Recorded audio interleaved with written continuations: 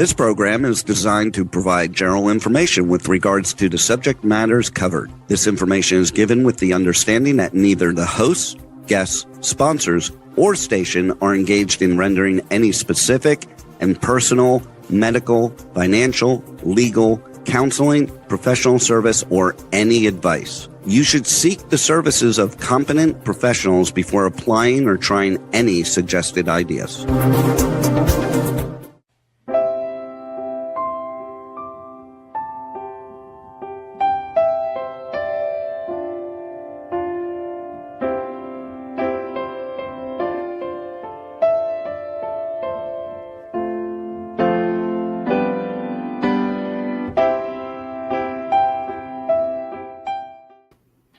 Hi, welcome to the Sound of Gold.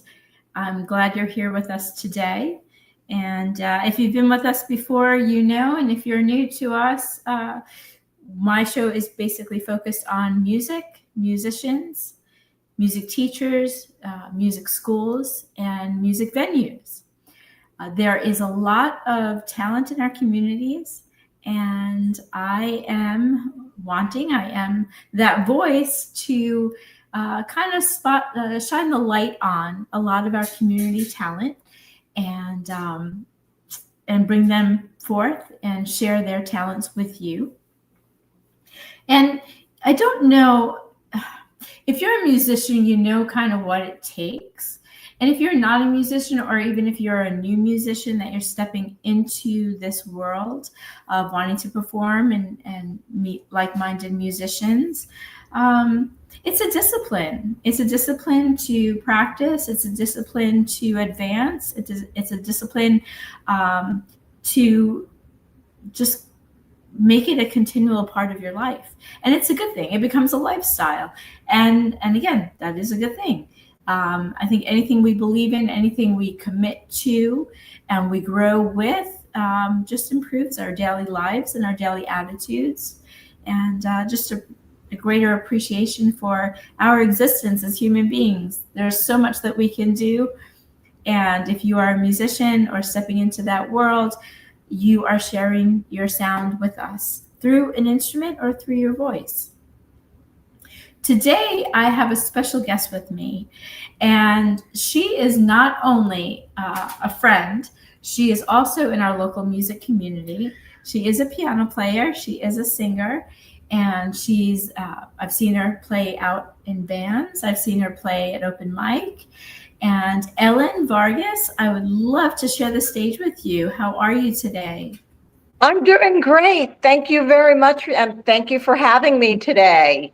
Yes, and thank you for making the time. I know you juggle a busy schedule. And there's so much. I haven't seen you in a while. I know you've been out of town. I know you've been recording. I know you've been doing lots of different things. And gosh, where to start? I guess, you know what I would love to know, and I know the audience would love to know, like what has brought you to where you are? Let's just focus on the music part.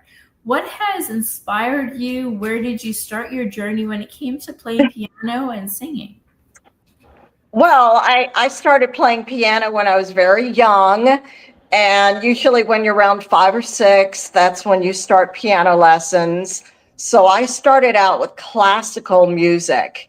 And that's really my roots. Reading the music note for note, knowing all the technical stuff about piano and about music and what key a song is in, not just the note it starts in, but the note it resolves in, where the flats, the sharps, that kind of thing. So I played classical music and studied it for many years. And then I became a teenager, and that's when I rebelled. And I found out I could be playing music I actually like. I'm going to show you my first music book. Okay. It's been duct taped together so many times. Oh, how funny. It's got a paper clip. Yes. Pages have fallen out. But I found out I could actually play music I enjoy. And because I know how to read music, I would read the music and learn it note for note. Sure. And imagine, oh my gosh, I'm Billy Joel up here, even though I'm just in my living room. Right. And I also discovered Elton John. That was Okay. one of my first books. You can see that's in tatters. Yes. So then I got the next one of Elton John, which is a much more comprehensive book, but it also is losing a few pages as well. So that's the way I started out. And then I went to college. And just for the fun of it, I took a jazz piano class. Oh, fun. And we were in a room with a Grammy award-winning jazz pianist, and everyone came in with their instruments, not just piano, but guitar, bass guitar, trumpet. And Right. the instructor would write the chords up on the chalkboard. Okay. And then we'd all just start to play and we'd take turns soloing. And I thought, oh my God, this is so fun. I feel like I'm really playing and I'm not actually even reading music, Right. which freed me a lot to be able to just play spontaneously after that. And now I do blues and jam banding and rock and roll and Christian music, Jewish music, anything people want me to play. I feel like I can pretty much play it all now. So how is your transition like from reading music to being like in a group accompanying other musicians? How, like, was it like your brain like turned off, or did you use your ear just to play along? How is that? Is that something you can describe? Well, it's kind of a combination of all of it. A lot of the bands that I've played with here in town, they don't tend to use sheet music. They tend to use like ultimate guitar, which only shows you the chords. Yeah. So you learn the chords, then you listen to the song, and then for more detail and clarification, then maybe I'll pull up the sheet music if they want me to do a solo or bring in the intro or the outro or whichever part. And I want to play it note for note because like songs like Piano Man has to be perfect. Yes. So that has to be note for note. So I will then blend all of those different parts of playing into learning a song. So when you play, are you with a new band now, or are you still playing with Thea? I'm no longer playing with Thea. I am playing occasionally out with her husband, Raph. Okay. Although I am also doing like some solo gigs, like especially during the Christmas holiday, I tend to get even busier. Little private events as a soloist. And I don't mind being a sit-in pianist for any band that doesn't currently have a piano player. I can probably sit in and learn their repertoire pretty quickly. And what would be the best way to reach you for our listeners that might want to connect with you? Well, I have a Gmail address if you want me to give that right now. Sure. It would be my name, Ellen Vargas, dmd@gmail.com. And I have a little promo sheet that I do that I give out and that I have posted at like different music stores and places like that. Okay. That show the styles of music I like to do. And I also have a YouTube channel. So as you know, I go out and do open mics and I try to gather recordings almost every time I go out. So I have something to put into the YouTube channel, just examples of this is what I play, this is how it's done. If you like that, that would be great. So they can contact me and I think Gmail is the best way. And then YouTube, it's just Ellen Vargas. Yes. I don't know if they need the other part of the address, where it says at Ellen Vargas -G3X. That might be just how I get in to alter an ad. But yes, that would be it. So let me ask you. So okay, you're classically trained. All right. So for musicians that are just starting out, right, or they're just stepping into this world of wanting to like accompany other musicians, and maybe they've been classically trained or maybe they've been self-taught. How do you go about, let's say, playing with Raf's band, right? And I've heard you play. You sound wonderful. And when you play, how do you distinguish from reading a chord chart? But how do you distinguish from reading like Billy Joel's melody and playing it, right? So I can read music, right? I can play and I understand the chord chart. But how do you incorporate it so that you're accompanying other musicians and not like on your own? Does that make sense? It absolutely does, because for most of my life, I played piano by myself and had to play the melody, the bass, and maybe even sing and do it all by myself. And when I started playing with others, I had to learn how to play with others and behave and actually hold back and do more of the left hand chord playing and the bass, and then just keep the right hand really simple, unless they want me to pull out a solo. And then I'm going to go crazy and go do my soloing thing. But when there's a singer, I don't like to overlap and do what they're doing with their voice. They say that's not the way it's done. When there's a singer, they're going to do that melody and that song, while I just kind of have to stay in the back and be an accompanist. And it takes a lot of willpower, because I'm someone who wants to take off and solo and jazz it up and go all nuts on the piano. But when you play with a group, you need to behave and know your place and hold back. So it's taken a lot of willpower and reteaching of myself. I did not start playing with others until just recently, when I started with Thea. One day, her husband and my husband, they were like, "Oh, my wife plays piano. Oh, your wife plays guitar. Oh, they should meet each other."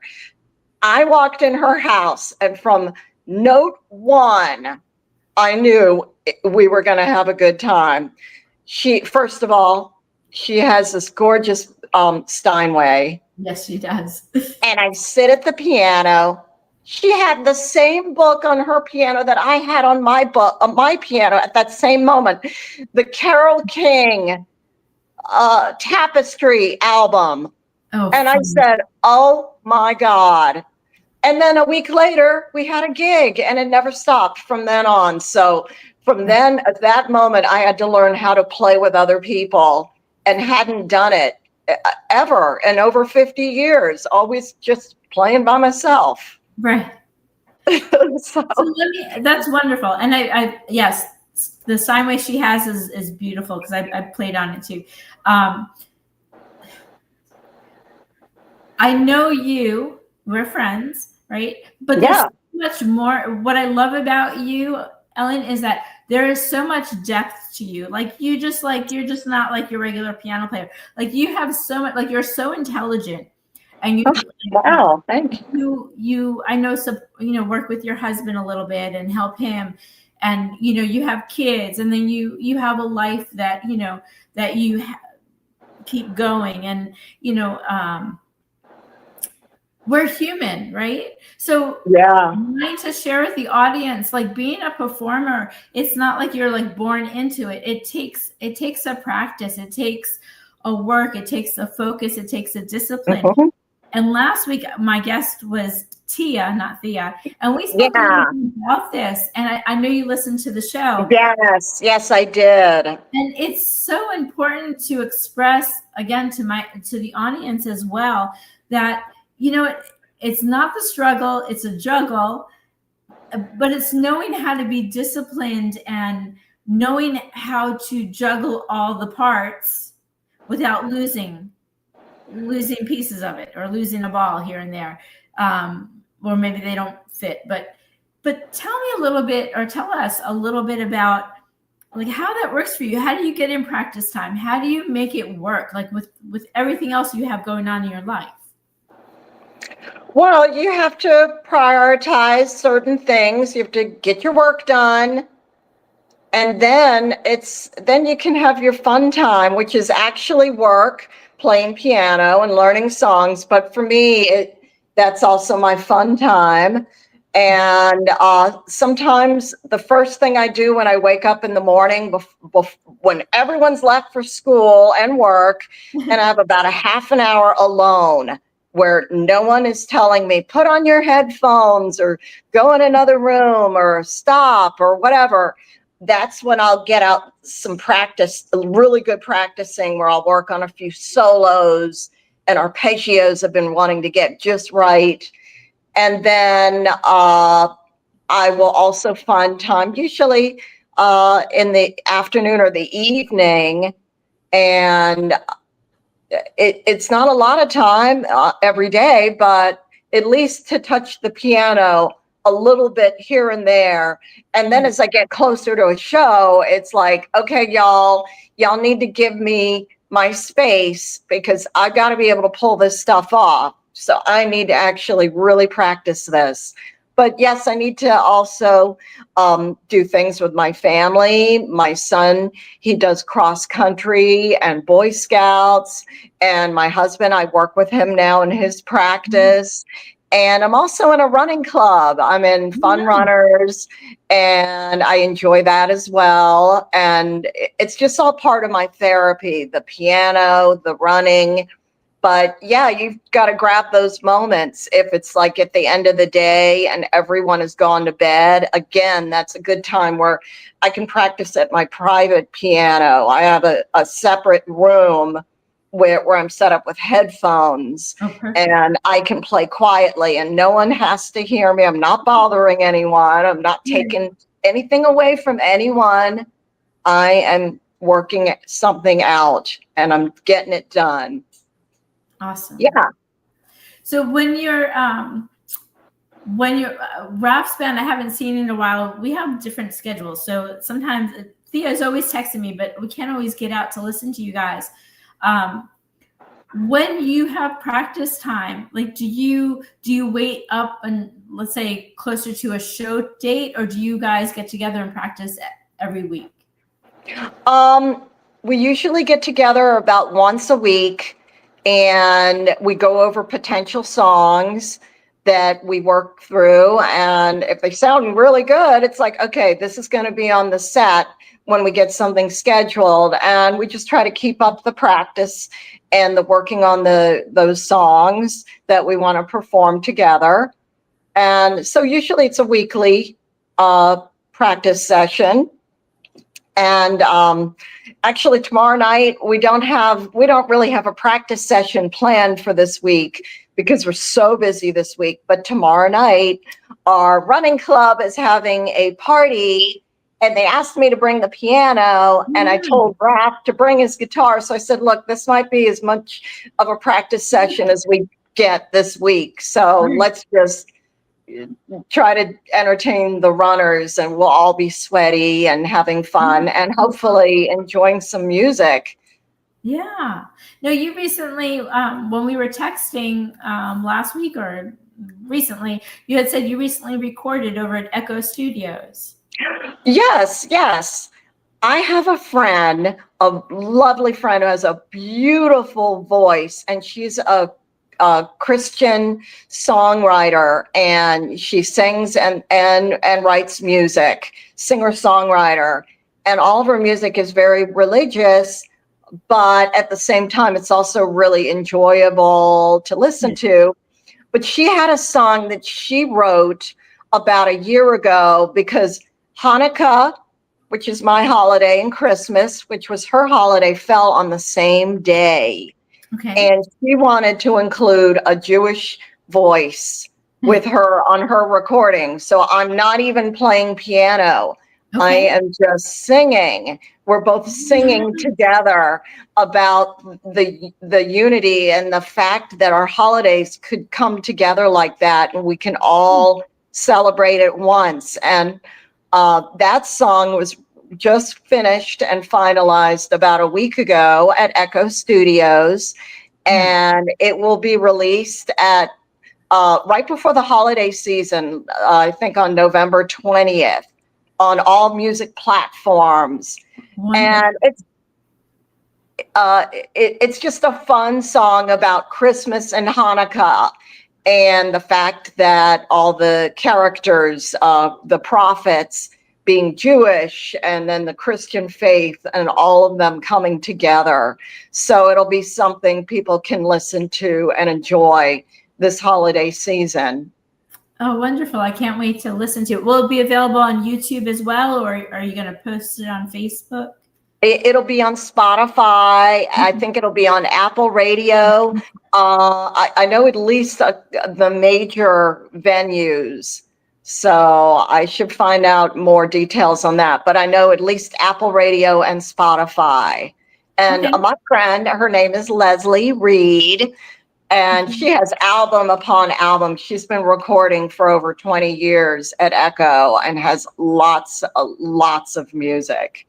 Any relation to Dave Reed? You know, Dave and Pam? Oh, I don't think so, but that's interesting. Yeah, wonder. That would be neat if they were, but no, I don't think so. Okay.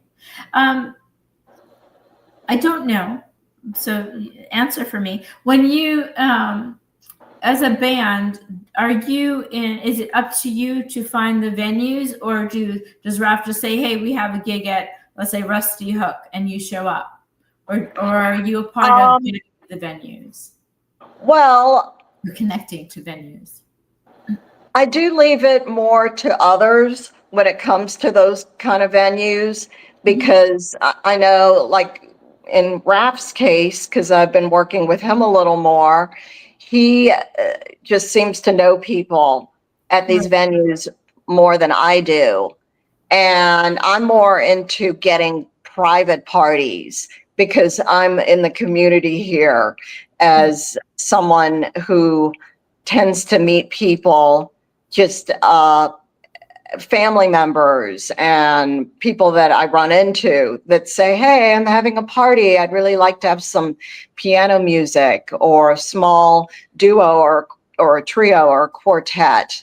So I've been more involved in that, but I'm working currently with Raf, but as I say, I know there are bands out there that don't have piano, but I know your repertoire. And they may know that I know their repertoire too. So I can play more than I'm playing out now currently. So I take it Billy Joel, you're a big fan of Billy Joel. I am also, and Elton John. Do you have, is there other artists, or are there other artists that you tend to gravitate towards over others?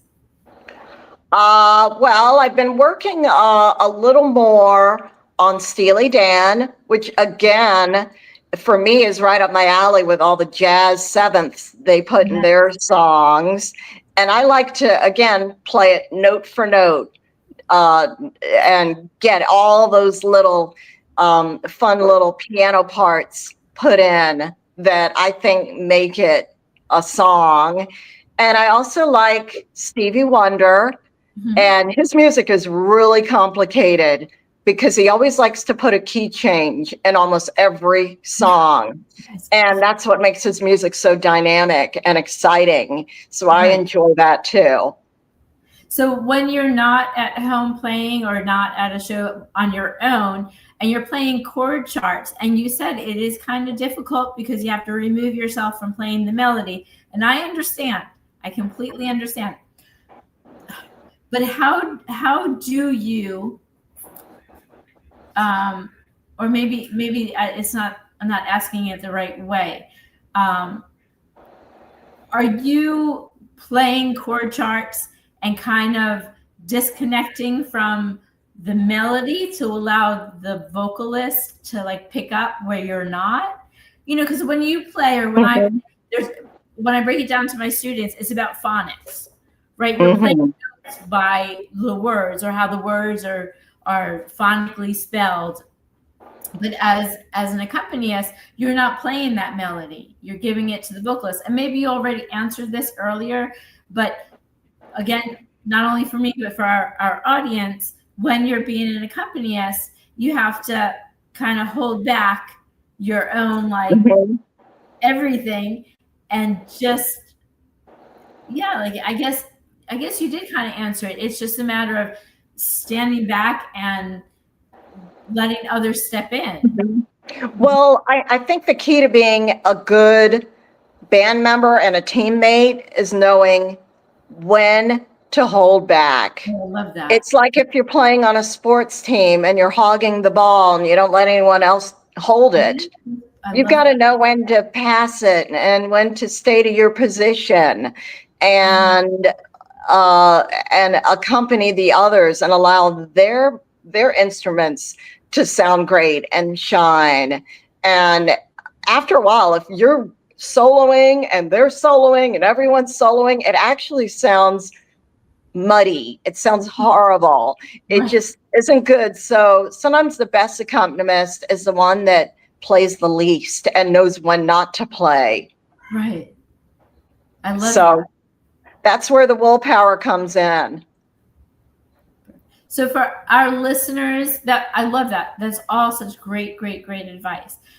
For our listeners, our new musicians or musicians that are wanting to venture out into like open mics and maybe meet other musicians, what types of like words of wisdom or inspiration can you share with us so that, because we're big kids, like we're afraid of rejection, we're afraid to step out, or we're afraid to especially step on stage. Well, it's kind of like the first time you do anything you don't know, or the first time you go in a swimming pool, you don't know how it's going to feel until you get in. And yes, it is nerve-wracking, but the more you do it, the better you feel. And I'm amazed no one's throwing tomatoes. Sometimes people actually clap.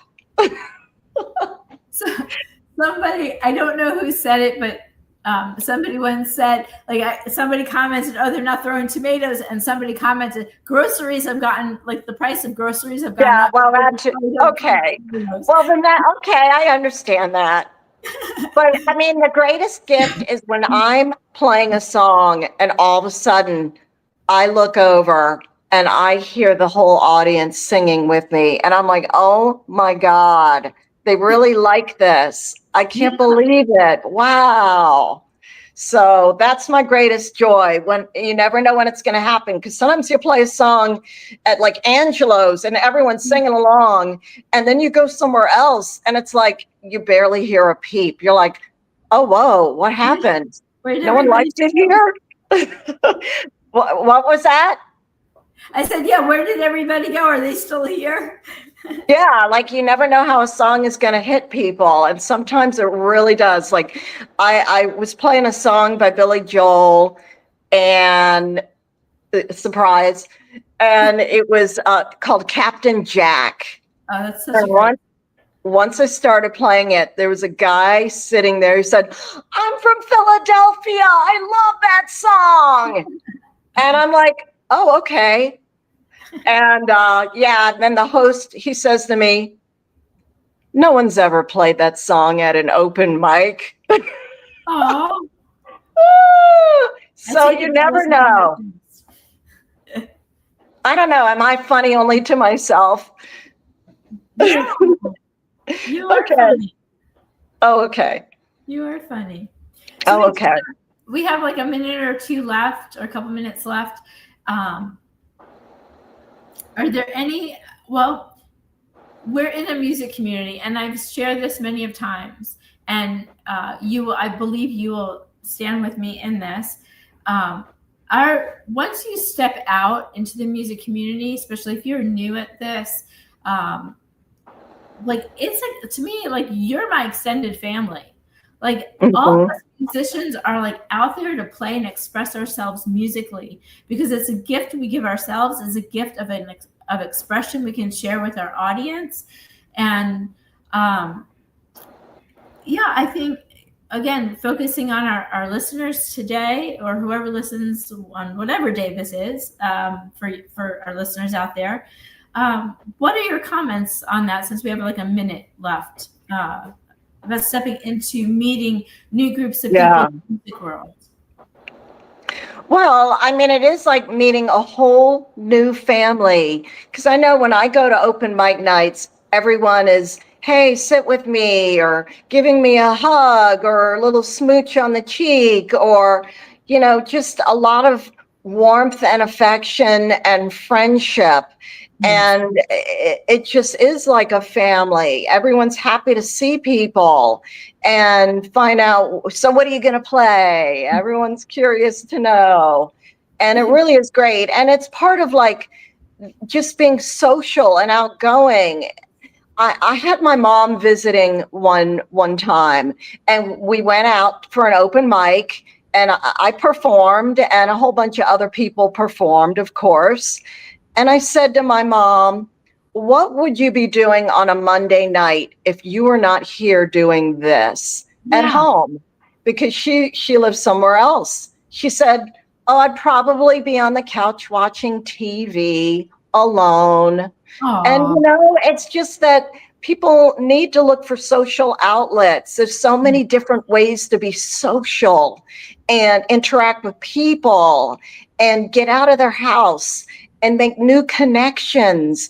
And some of these people you may like even beyond music. You may invite them to join your running club, or join you for lunch, or other things that you want to do together. And so you do create friendships, and that social aspect is so good, especially as people age. The older people need to have those connections, and it keeps them healthy mentally and physically and spiritually, all around. Yes, it does. Well, Ellen, thank you so much. For our listeners out there, to get in touch and reach Ellen.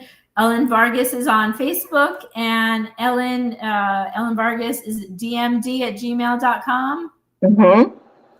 And yes. Ellen, thank you so much for being with us today. I'm sure we'll see each other soon. Great. Thank you for having me. I enjoyed it. Absolutely. See you soon. Thank you so much, ladies and gentlemen, for tuning in today. Tune in next week to find out who our guests will be, and keep the music alive with me.